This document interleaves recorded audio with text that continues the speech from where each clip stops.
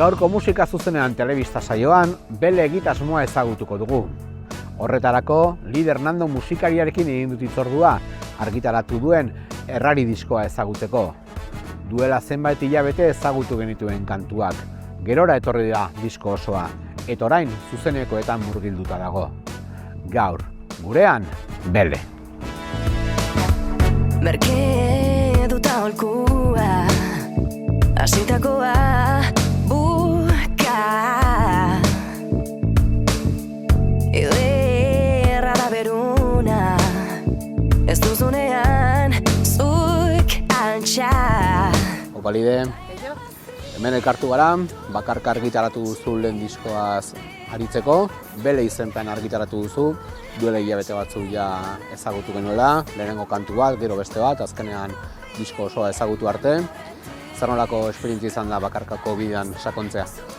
Oso esperientzia polita, egia esan, aberasgarria. Neri beti gustatu izan zaizkit kurbak ez aldaketak nire bizitzan, eta Lierrengandik ere aldaketatxo bat ere nahi nuen, ez behar, nahi nuen, ez egin, eta beti da zaila, ez aldaketak egitea, baina Lierren azkenean sorkuntzare kolektibizatu egin behar izan genuen, normala den bezala, bandetan, ez, eta horrek dakar azkenean, harreman handi bat sortzea, abestiak sortzerakoan, ez, batek sortu, besteak komplementatu, denon artean adostu, eta gogoa noen berriz ere nire bakardadera itzultzeko eta hasieratik bukaerara bestiak nik bakarrik sortzeko, ez.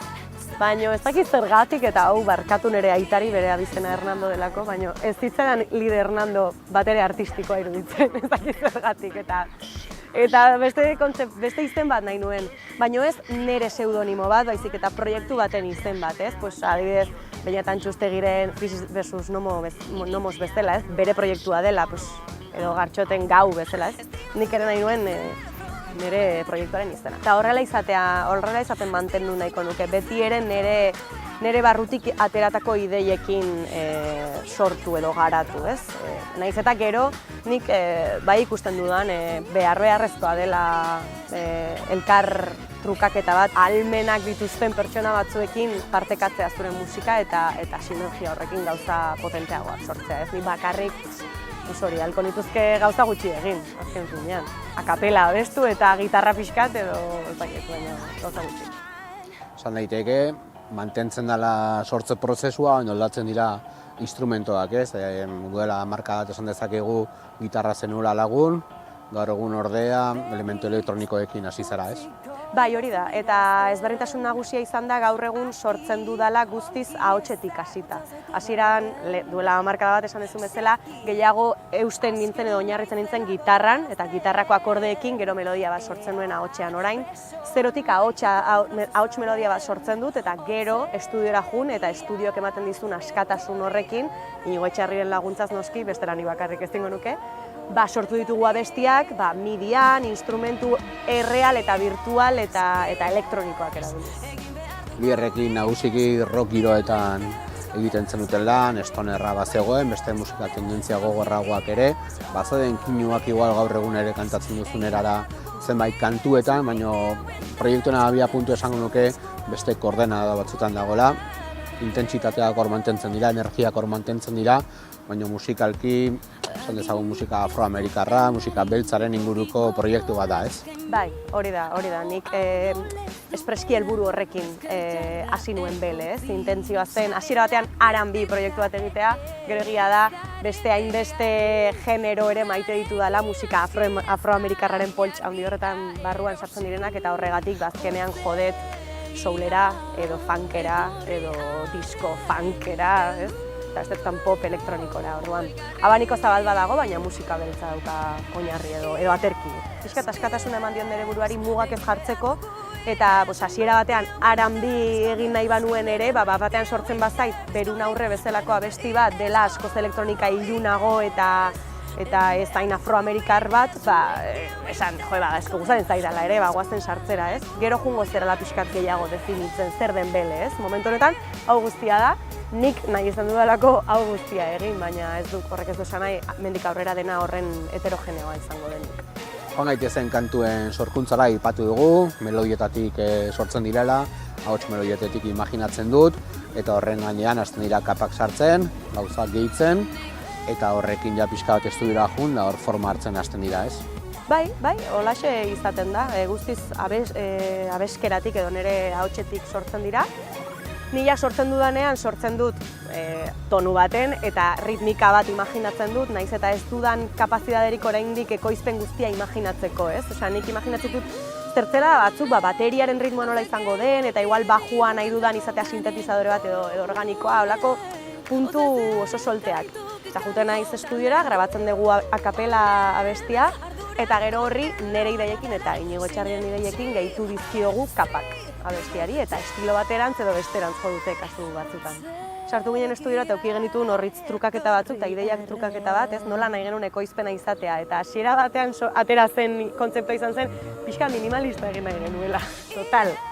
Gero egia da, lanean jartzen zehala, eta abesti bakoitzari entzun behar diozu, ez? Eta gure kasuan, ia biok intuitiboki junginen kapak gehitzen, ia beti ados, esan bezala, abesti batzuek kapa asko eskatzen zizkiguten, oso disko funk rollokoak zirelako, eta horrek, 80. hamarkadako, ez dakit, disko psikodelia guztia eskatzen zuelako, eta beste batzuk aldiz, oso ezurduran ja bazutelako edertasun hori eta gutxiago baimentzen, kapa gutxiagorekin jada ikusten zirelako, ez? Zoriak ez du hautatzeko astirik,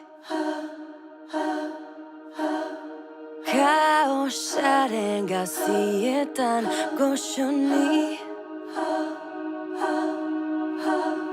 txori guztiak egantagu esku hutsik, egun berria te da ez dut lorik egin. Zure azitza,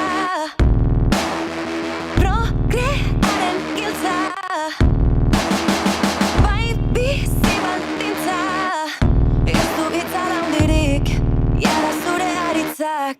Beti eskamak entzen, bizi naiz ni, ez dut behar zure kopita. Bide esango nuke Errari disko ausarta dela, agian ez du ezer inventatu, baina dauden kantak, dago hor arrisku puntu bat, gauzak probatzeko nahikeri bat, saiakera bat murgiltzeko territorio berrietan, eta zentzu horretan esan daiteke disko ausarta dela, ez? Bueno, bai, eskertze izut, ausartak ez du zertan gauza positibo bat esan nahi, baina niretzako bada. Niretzako badelako mantra bat nire bizitzan, saiatu naizena eragiten nire bizitzan, ez? Ausarta izatea aspektu ezberdinetan. Eta musikalki ere bai, niretzako imprescindiblea da musikarien artean esploratzea leku berriak, ez? Ez estankatzea dakizun horretan eta saiatu gauza ezberdinak egiten. Nire kasuan adibidez, musika afroamerikarraren barruko R&B, soul eta bai ziren comfort zonak eta hori bain nahi nuen egin, baina adibidez danceholla bezalako zerbait, bazen zerbait musika afroamerikarraren barruan dagoena, pixkat gehiago karibeñoa, baina nahi nuena jorratu, ez dakit zeo zernekan barruan nahi nuena egin. Esango nuke, gaur egun Euskal Herrian bizigula aro bat, non denetariko estiloak entzun daitezke, urtak atzeragian roka nagusi zen zentzu guztietan, punka, hardcorea, metala tolako tendentziak, eta gaur egun asko zabaldu da abanikoa, eta gainera esango nuke horietako estilo asko gaur egun lantzen direna, gainera euskara lantzen direna, zure kasuan bezala, ez? Badago nolabaiteko loraldi bat musika estilo ezberdinetan eta euskara dela ardatza, ez? Hori da guztiz, eta honi dagokionez nik esango nuke bele garai hontan sortu izana ez dela kasualidadea. Nik aspalditik maite izan den musika hau, baina ez dut giroa horren propenso ikusi horrelako proiektu bat ateratzeko orain arte. Lier sortu nuenean 2014-15 inguruan, baina ari zela pixka gauza aldatzen, baina oraindik ere ez zela oso. De hecho, Lier rock banda bihurtu zen inertziagatik, osea, ez zan nire asmoa rock banda bat sortzean, moaketa bat grabatu nuen akustikoan, eta gero banda sortu genuenean zuzenean rocka egin genuen. Ez genuelako ez da planteatu zez elektronikoa sartzea, baina izan ziteken. Baina ez zen ohikoena. Orduan, gaur egun ikusita, batez ere pandemia ostetik, zenbat tendentzia berri eta askotariko eta ausart sortu diren ere bai, horrek eman dit niri ere indarra edo ausardia. Itzak soberan daude, gegortina igaroz, elkar ikusi duten unetik. Marra jarraia duen, binorantzako bide, talka egitea ezin utzi. Bomboa bihotz taupaden pare, zainetan odor errotu eginda, gauak iluna du gehiago maite, ikusrazin denari epairik ez, neoi azpian lotu bibegi pare, arnase estu baina gorputza bare, nola usti dezake hainbeste, erretzen dugun zerbaitek.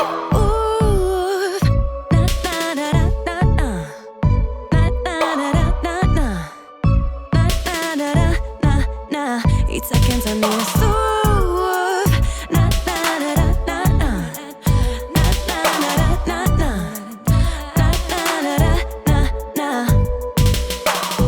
Itzak soberan daude, gerrian zure eskuen, fereka mintzo da guregatik. Diskonetan badira zenbait izen importante, horietako bat aipatu berri duzu, Iñigo Itxarri, zuzeneko bandan bateriaz jotzeaz gain, In estudioan pixka bat ere forma eman dio zuri ideiei, edo pixka bat zuk landutako zirriborroak bion artean osatu dituzue, imaginatzu proba error, horrelako saiakera askokin, eta estudio batek ematen duen gaitasun horrekin ez gauza probatzeko, ez? Bai, da pasada bat euki ahal izatea horrelako espazio bat, horrelako baliabideekin, baliabide materialak eta baliabide mentalak, ez? Iñigo Etxarriren habilidadea eta ikaskuntza, esperientziak asko balio izan du, edo Beleren ADN-ean hori dago baita ere, ez? Ez bakarrik nire imaginazio musikala edo dena delakoa eta nire ahotsa, baizik eta baita ere bere ideiak eta egiten jakite hori, ez? Nik esango nuke proiektuaren funtsa ni naizela, baino iaia erdibana sortu ditugula bestiak azken finean. Ze instrumentoekin jokatu ez, bai organikoak eta bai elektronikoak, ordenagailua zutabe nagusi imaginatzen dut, sinteak, samplerrak, gitarra daude, bajua daude. Gehienetan bateria MIDI bitartez idatzi dugu. Naiz eta esango nuke badaudela bi balada edo bi soul balada direla Oio Ipurdia eta Besarkan Azazu bi hoietan pentsatu genuen agian bateria organikoago batek emango ziola beste gorputz bat. Orduan hor organikoa sartu dugu. Bajua eta gitarrak kasu gehienetan jotakoak izan dira, organikoak.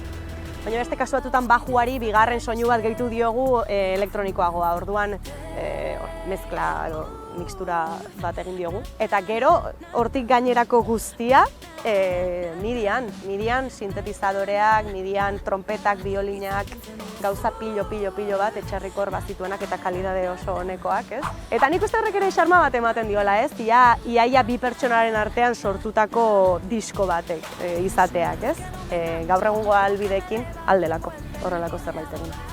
Eta bide horretan esango nuke, guztiaren gainetik, instrumentalizazioari meriturik kendu gabe, zure ahotsa eta zure ahots rekursoak kantu bakoitzean, onda batean, norabide batean, kantuaren mesedetan, ez? Ahotsa beti frentean. Bai, ahotsa beti frentean eta esango nuke koruak direla ere baita ere nahiko protagonista, kasu batzuetan ahots printzipala baino gehiago, ez? Igual abestiaren melodia gehiago eramaten dute koruek ahots printzipala baino, kasu batzuetan. Eta horre ere, ia gehienetan nire ahotsa da, nagusi, koru guztietan, kapa guztietan. De hecho, abesti gehienetan igual daude 10-12 kapa koru. Eta beste gutxi batzuetan bai eskatu diet beste pertsona batzuei koruetan sartzeko, besterik gabe nahi nuelako oso ahots timbre ezberdinak bilduko zituen koru bat. Abitaldeko Jeraiek parte hartu zen Kanikak abestian, eta Reitxek aldiz, Rakelaren azak, izeneko dancehall abestian. Eta gero ere Dana eta Sara Alonso, justo bandako kideak, parte hartu zuten baita ere Winter is Coming izeneko bestia.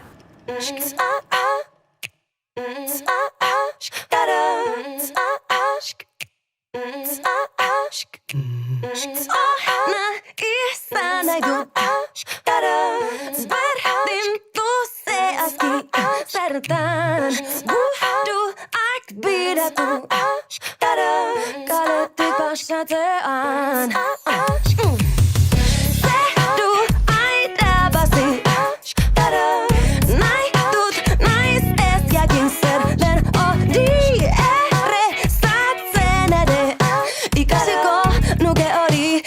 sortzeko. Nik baino be ez du inork ulertzen. Bryce Dallas Howard, Black Mirror. Ja zuzenekoak begibistan, estudioko lanak amaituta, produkzioa, kantuak ja borobilduta, hurrengo pausa zuzenekoak izaten dira, eta aipatu dituzun Sara eta Danae, bidelagun izango dituzunak hurrengo emanaldietan. Estudian izan zinare, kantu batuan parte hartzen, abia puntua elkarlan baterako, ez? Bai, hori da. Hau aspalditik jakinarazin, galdetu nien, proposatu nien.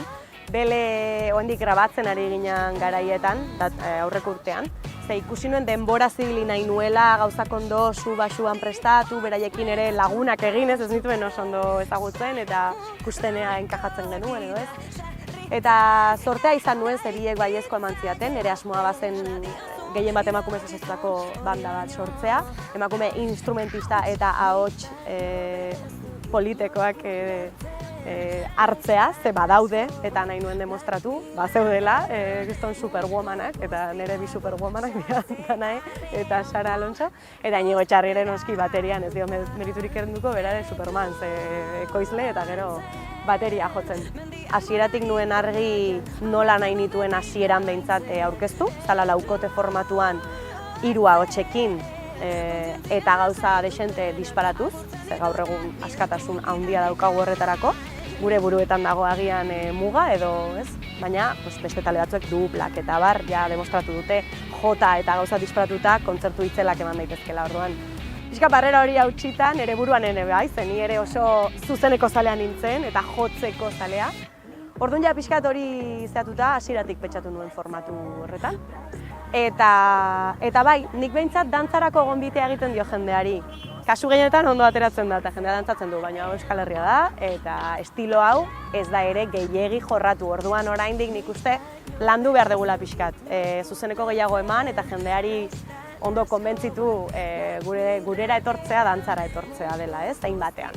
Kontzertuetan ere janzkera edo puestan estena deritzona, ez, logoa, argiak, gu denok morez joatearen kontua, izan zen besterik gabe, kode bat bilatu nahia identifikatu izateko taldea, edo proiektua. Piskat hori dana, ez, niretzako bai da, garrantzitsua. Ahaztu gabe, beti ere, iparra musika dela. Piskat hor ere saiatzen naiz, ez galtzen burua, ez galtzen denbora gehiegi beste gauzetan, eta pentsatzen bele musika proiektu bat dela, Diskoaren azalean zu agertzen zara, argazki eder indartsu batean, bele izena alde batetik eta errari bestetik, gauza handirik gabe, baina indartsua, ez? Hau izan zen, ikusi nuen argazki bat, ez nekien ez da ze pertsona zen argazki horretan agertzen zena, baina zan txuri beltzeko argazki bat eta neska bat hor amerikana handi batekin eta kriston indarra eman zian argazki horrek. Eta derrepente esan nuen, nik horrelako zerbait nire, zerbait sobrioa, elegantea, baina pixkat makarra era berean, eta trentzaren ideia zen oso R&B edo oso musika afroamerikarreko artisten simbolo bat delako, ez? Trentza luze horrena. Orduan nahi izan nuen pixkat kapritxo bezala betan, trentza hori egin. Eta amerikanarena pixkat sobriedade elegante hori zehatzeko. Eta gero nire ideia izan zen azalak ez eukitzea inungo ediziorik, baizik eta argazki bat izatea eta punto. Eta argazkian egotea informazio hori. Horregatik lagun bati enkargatu nion bai dele eta errari hitzak eta atzeko partean ze diskoaren atzealdea hor dago amerikanaren atzean idatzita abesti guztien izenburuak.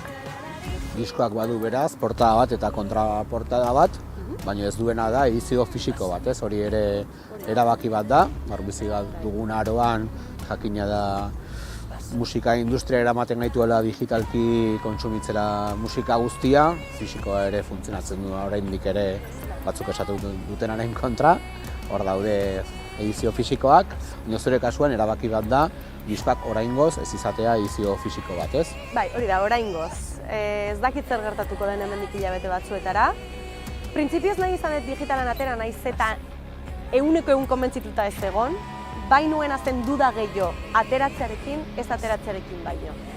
Azkenean, Libertalean ere kopiak atera izan ditugu beti eta noizbait edizioren bat agortu izan dugu, baina oso gutxitan gertatu da. Eta beti hor kopiak bueltaka trasteroan eta hautsa hartzen eta Ez nuen hortik pasa nahi berriz ere, orduan printzipioz erabaki nuen digitalki ateratzea. Bai egia da, gaur egungo egoera oraindik dagoela fisikoan anklatuta. Eta ez dut esaten anklatuta gaizki moduan, Osea, ondo dago, baina oraindik jarraitzen dugu hortan, pixka legitimoagoa balitz bezala fisikoan ateratzen dutenak, ez? Orduan, bai, pentsatzen nabil zer egin horrekin, baina agian aurrerago, ez dakit, agian azokarako, edo, bueno, ikusiko da. Inork ez du behar abesti romantiko berririk. Ez du, zure falda egunari somatzen dudala. Kantuz esango nuke ez da ordea, abesti bidez esan gabeko esaldirik eratzen. Eno muntzen hagitop, marbinik alazion, salin bezala ez dut nahi eko. Opa mazeu, adelera bilikot, I will find someone like you, mila modutar esan dere, zulo hau ezin dut. Lide, 2013 urte ingurutik, ni hor nunbait ezagutu zintudan, hamarkada bat pasa da, eta esan daiteke musika izan dela zure bizitzaren ardatz nagusi bat, ez? Lider talderekin, 100 kontzertu eman dituzue, Europatik girak, diskoak, emanaldiak tartekatuz denborasoan, etenaldi txiki batzuekin, baina oso abiadura biziko bide bat, hamarkada batean kasi 4-5 disko jundira, eta hainbat emanaldi esan bezala, musika da zure bizitzaren zentralitatean, ez? Bai, eta egia esan horrengatik egiten ditudan gauza guztiak, ez? Bestela, eskatuko lidake gorputzak deskantsu bat hartzea, ez? Nahiko lan nekeza da, musikariena, trasnotxea dago lan fisiko handi bat, ahots kordekin ere bai, eta jende asko ezagutzen dut, denbora baten ostean eskantsu bat behar duena. Neri oraindik ez dakit zergatik, baina gorputzak ez dit eskatu deskantsu hori. Bai eskatu ditena adibidez ligerrekiko deskantsu bat, estilo zaldatzeko, gauza berriak esploratzeko, baina ez musika uzteko. Niretzako momentu honetan, pentsatzen dut horretan eta traumatikoa da. Orduan bai, esan liteke oso zentrala dela nire bizitzan. Izan ere, askotan musika mundu honek batzutan fokoak bilatzen dituzu, argitzeko, eta bestetan fokoetatik ihes egin nahi duzu itzalpean egoteko, ez? Oso kontrajarria diren bi jarrerak momento beretsuan, ez? Bai egia da konstante bat dela gure bizitzan atentzioa bilatu behar izatea, saldu behar izateko, ez? Dirudi ez dela nahikoa sortzen duzun musika horrekin, ez? Uste daukat orain burura datorkit Adele abeslariaren aipu bat esan zuela, nik egiten dut musika belarrientzako, ez begientzako. Egia da, eta baino egoera guztiz kontrakoa, ez? Egon behar dezu hor, egon behar dezu desagertu gabe, ez? Askok eta askok daukagu desagertzearen beldur hori. Agian ere horregatik ez den musika utzi, ez dakit den benetan pasioagatik edo beldurragatik, ez? Zer gertatuko ote den desagertuz gero. Guk ezin dugu gelditu, eta ari gera sortzen abesti berriak, baina Beleren errari diskoarekin egin dugun bezala, lasaitasunez hartu nahi dugu eta abestiak ondo dauden momentuan erabaki ateratzea. Orduan pixkanaka tartea daukagunean, estudiora goaz, bideiak sortzen, garatzen eta horrelaxe gabiltza, pixkanaka. Lide, gozatu dugu errari diskoa entzuten, eta aurrengo pausa zuzenean ikustea eta gozatze izango da, bitartean zue gozatu, jarraitu bidea egiten eta bidean topatuko gara. Eskerrik asko. Eskerrik asko zuri.